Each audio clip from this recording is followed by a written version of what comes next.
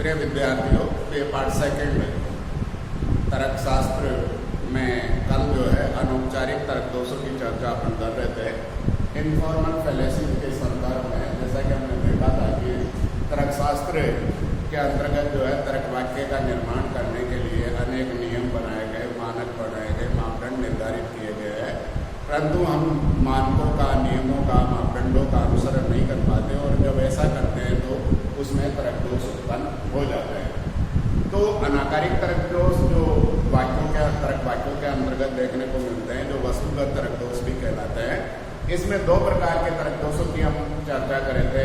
एक प्रासंगिक तर्क दोष और दूसरे जो है सन्निघातक तर्क दोष।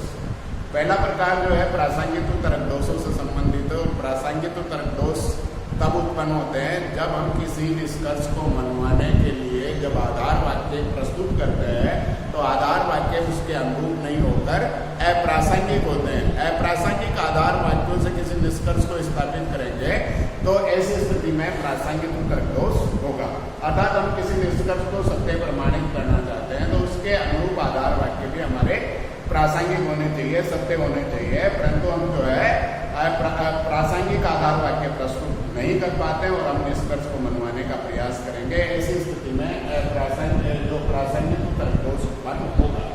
प्रासंगिक तर्क दोषों के अंतर्गत जो है पहले तर्क दोष की हमने बात की थी मुष्टिमूलक युक्ति। मुष्टिमूलक युक्ति तर्क दोष के अंतर्गत हमने चर्चा की कल के वीडियो में देखा होगा आपने कि मुष्टिमूलक तर्क दोष उसे कहा जाता है जब हमारे पास में तर्कों का अभाव या प्रमाणों का अभाव होता है परंतु हम अपनी बात को मनवाना चाहते हैं। किसी बात को मनवाने के लिए जब तर्क या प्रमाण जो है असफल हो जाते हैं तो हम अपनी बात को मनवाने के लिए बल या शक्ति का सहारा लेते हैं। तो बल या शक्ति के द्वारा किसी निष्कर्ष को स्थापित तो किया जा सकता है परंतु वो तार्किक नहीं हो सकता। तो ऐसी स्थिति में बल के द्वारा, शक्ति के द्वारा जो है किसी निष्कर्ष को मनवाया जाता है, उस युक्ति में क्या हो जाता है, मुष्टिमूलक का तर्क दोष हो जाता है। दूसरा जो है व्यक्तिपरक तर्क दोष है जब हम किसी व्यक्ति की ओर निर्देशित करके किसी निष्कर्ष को मनवाने का प्रयास करते हैं। हम किसी व्यक्ति को इंगित करके या उसको ओर निर्दिष्ट करके जो है किसी निष्कर्ष को मनवाने का प्रयास करते हैं। ऐसी स्थिति में क्या होता है, व्यक्तिपरक तर्क दोष होता है। व्यक्तिपरक तर्क दोष के दो विभाजन हमने किए थे, एक तो लांछनात्मक दोष होता है और दूसरा होता है परिस्थितिगत तर्क दोष।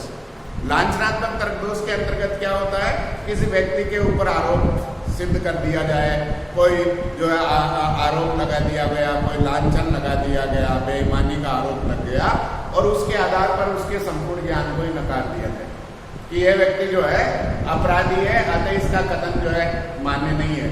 किसी अपराध के कारण उसका जो है किसी विशेष क्षेत्र का ज्ञान समाप्त नहीं होता है, परंतु हम केवल जो है उसके को अपराधी घोषित करने के कारण ही उसके ज्ञान को जो है नकारने का प्रयास करेंगे। ऐसी स्थिति में जो है लांछनात्मक तर्क दोष हो जाता है।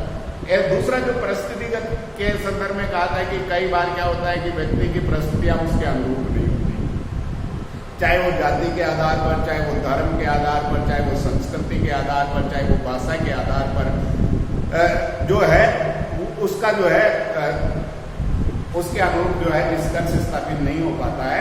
तो ऐसी स्थिति में जो है परिस्थितिगत तर्क दोष देखने को मिलेगा कि एक तमिल भाषा का व्यक्ति राजस्थान भाषा के बारे में कोई चर्चा करता है तो हम उसकी बात को अस्वीकार कर देंगे कि ये तो राजस्थानी भाषा के बारे में क्या जानता होगा।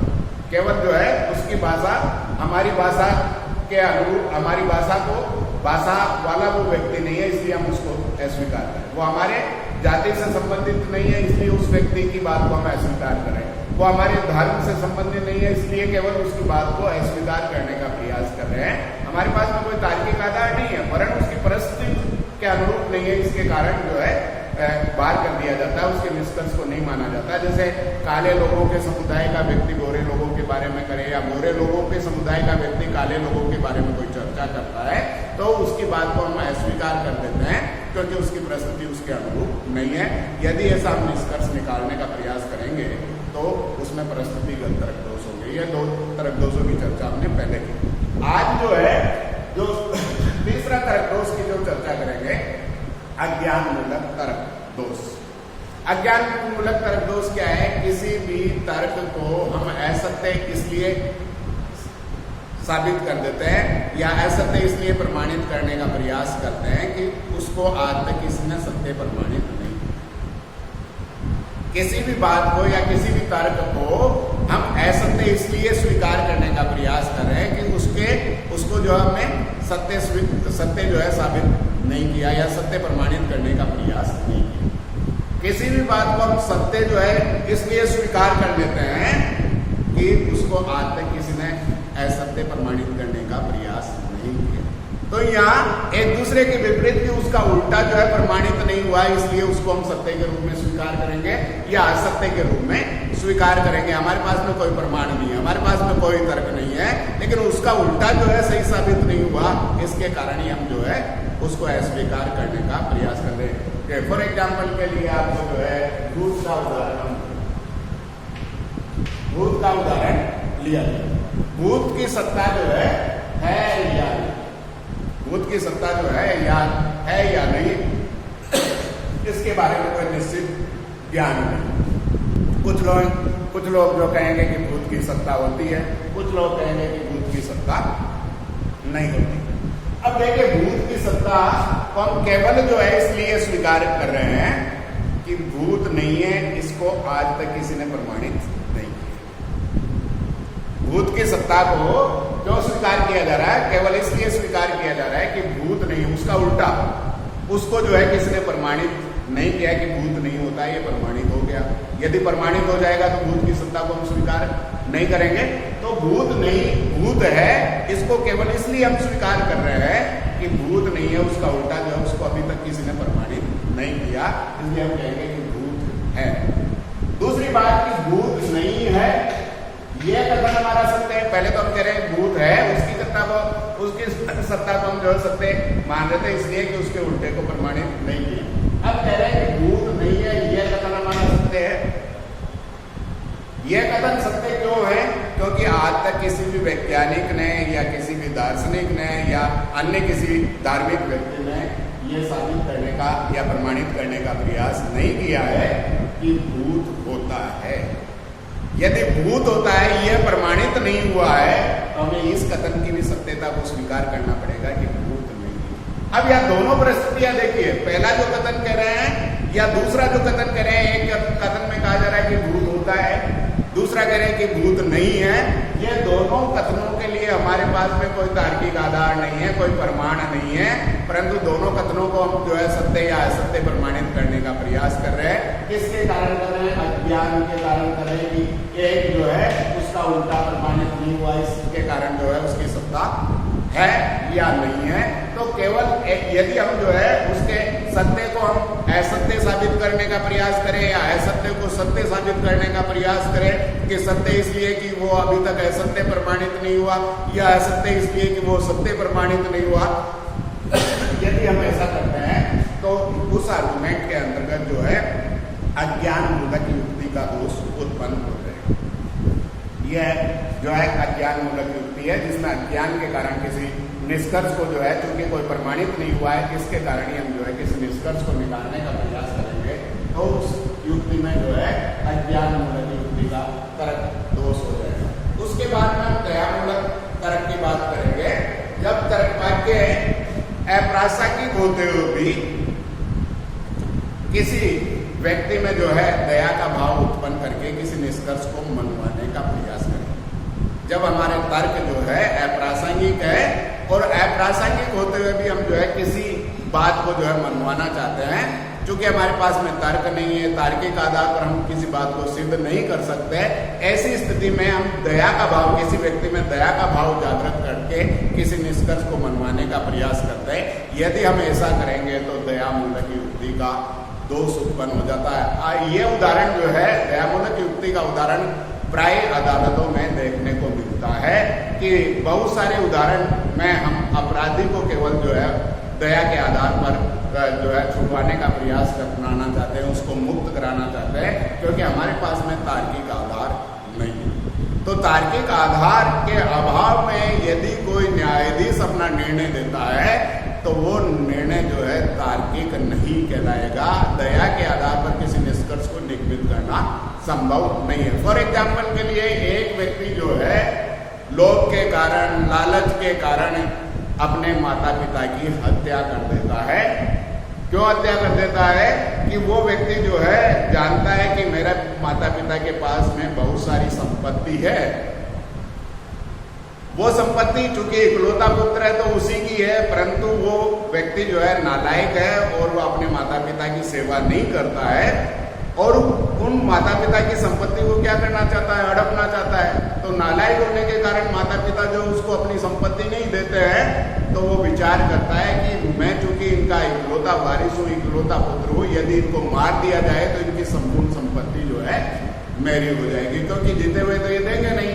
ये करके जो है उसके मनस में विचार आता है और उसके अनुरूप उसको ये भी मालूम है कि मैं ये अपराध कर रहा हूं तो मुझे इसकी सजा तो मिलेगी, मुझे जो है इसकी सजा मिलेगी, परंतु वो विचार करता है कि मैं कुछ पैसे जो है वकील को दूंगा और वकील मुझे जो है उससे मुक्त करा देगा। प्राय हम देखते हैं कि सत्य को असत्य या असत्य को जो सत्य प्रमाणित करने का कार्य किया जाता है, अपराधी को निरपराधी और निरपराधी को अपराधी करने का कार्य जो है आर्गुमेंट्स के द्वारा किया जाता है। तो ऐसा विचार करके वो अपने माता पिता को मार देता है और माता पिता को मारने के बाद में एक स्वाभाविक स्थिति है कि उसे जेल में डाल दिया जाता है और जेल में जब डाल दिया जाता है तो उसका वकील जैसा उसने विचार किया था उसके अनुरूप जो है उसका वकील जो है न्यायालय में उसका केस लड़ता है और वकील इस बात को भली बात नहीं जानता है कि मैं तर्क के आधार पर इस व्यक्ति को सजा से मुक्त नहीं करवा सकता है, क्योंकि इस व्यक्ति ने अपराध किया और अपराध किया तो उसको क्या न्याय के अनुसार जो है इसको सजा मिलनी चाहिए, तर्क के अनुसार इसको क्या मिलना चाहिए? सजा मिलनी चाहिए कि जिस व्यक्ति ने अपराध किया उसको सजा मिलनी चाहिए। लेकिन वकील को इस बात का पैसा थोड़ी मिला है कि उसको सजा नहीं मिले, उसको जो है उसको सजा दिलाई जाए, उसको मुक्त कराने के लिए पैसा दिया जा रहा है। तो न्यायाधीश के मन में जो है वकील जो है क्या करेगा? दया का भाव जागृत करने का प्रयास करेगा और उसके द्वारा निर्णय को प्रभावित करने का प्रयास करेगा। तो किस प्रकार से न्यायाधीश के सामने जो है वो अपने आर्गुमेंट प्रस्तुत करने का प्रयास करता है कि मैं इस व्यक्ति के लिए आपसे दया याचना नहीं करना चाहता, मैं इस व्यक्ति के लिए जिसने अपराध किया, अपने माता पिता को मार दिया है, इसके लिए दया याचना नहीं करना चाहता, मैं तो उस स्त्री के लिए दया याचना करना चाहता हूं जिस स्त्री का कोई दोष नहीं है, जिसने कोई अपराध नहीं किया है। लेकिन यदि इस व्यक्ति को सजा मिल गई तो वह स्त्री जो है अनाथ हो जाएगी, विधवा हो जाएगी, अकेली हो जाएगी, उसका जीवन जो है दुभुर हो जाएगा, उसका जो है समाज में रहना मुश्किल हो जाएगा। इसलिए उस स्त्री के लिए जो है मैं आपसे निवेदन करना चाहता हूं कि उसके बाद में जो है इस व्यक्ति के बाद में उसको देखभाल करने वाला कोई नहीं है, अतः इस व्यक्ति को सजा से मुक्त कर दिया जाए। पहला आर्गुमेंट दे रहा है। दूसरा आर्गुमेंट जो दे रहा है कि मैं उन नन्हे नन्हे बच्चों के लिए जो जिन बच्चों को इस अपराध के बारे में कोई जानकारी भी नहीं है, वो यदि इस व्यक्ति को सजा हो जाती तो वो बच्चे जो है अनाथ हो जाएंगे, उनका पालन पोषण असंभव हो जाएगा, समाज में उनका जीना दूर हो जाएगा। ऐसी स्थिति में उन बच्चों की हालत को ध्यान में रखते हुए, उस स्त्री की हालत को ध्यान में रखते हुए अपना निर्णय दे। और न्यायाधीश यदि इन दो आर्गुमेंट्स के द्वारा दया के भाव से जागृत होकर यदि उसको मुक्त कर दे तो निर्णय तो दे दिया गया, लेकिन वो निर्णय जो है तार्किक नहीं होगा। दया के आधार पर किसी निष्कर्ष को स्थापित नहीं किया जा सकता है। तो ऐसी स्थिति में आर्गुमेंट में क्या हो जाएगा? दयामूलक युक्ति का तरक दोष हो जाएगा। तो दयामूलक युक्ति के द्वारा जो हम किसी दया के आधार पर किसी के मन में दया का भाव उत्पन्न करके किसी निष्कर्ष को स्थापित करने का प्रयास करेंगे तो आर्गुमेंट में दयामूलक युक्ति का तरक दोष हो जाता है। नेक्स्ट जो तरक दोष है वो लोकोत्तेजक युक्ति का तरक दोष है। जब हम किसी निष्कर्ष को मनवाने के लिए तर्क वाक्य प्रस्तुत करते हैं और तर्क वाक्य अप्रासंगिक होते हैं भी सत्यता प्रमाणित करने के लिए लोगों में संवेगात्मक अपील श्रोताओं में, समूहों में उत्पन्न करने का प्रयास करता है। विभिन्न प्रकारों के माध्यम से, विज्ञापनों के माध्यम से, लोगों की भावनाओं को जो है उत्तेजित करता है और उनके द्वारा जो है लोगों में जो है भाव उत्पन्न करके अपनी बात को मनवाने का प्रयास करता है। जैसे हम देखते हैं कि चलचित्र है, रेडियो है, इसमें जो है बहुत सारे जो अभिनेता है साबुन का प्रचार कर रहा है, रेजर का प्रचार कर रहा है, ब्लेड का प्रचार कर रहा है, पंखे का प्रचार कर रहा है और लोगों की भावनाओं को उत्तेजित कर रहा है ताकि वो उस कार्य को करने के लिए प्रेरित हो। लोगों की भावनाओं को उत्तेजित करके अपनी बात को मनवाने का प्रयास कर रहा है, तार्किक ढंग से नहीं कि ये मशीन जो है उपयुक्त है इसलिए इसका जो है उपयोग करना चाहिए, आप मुख्य मशीन को खरीदना चाहिए, वरन जो है क्योंकि वो सेलिब्रिटी है, वो अभिनेता है, वो खेल का खिलाड़ी है, वो प्रसिद्ध है, इसलिए वो जो है अपने जो है प्रचार के माध्यम से, विज्ञापनों के माध्यम से अपनी बात को मनवाने के लिए लोगों में संवेगात्मक भाव उत्पन्न करता है और संवेगात्मक भाव उत्पन्न करके उस बात को मनवाने का प्रयास करता है।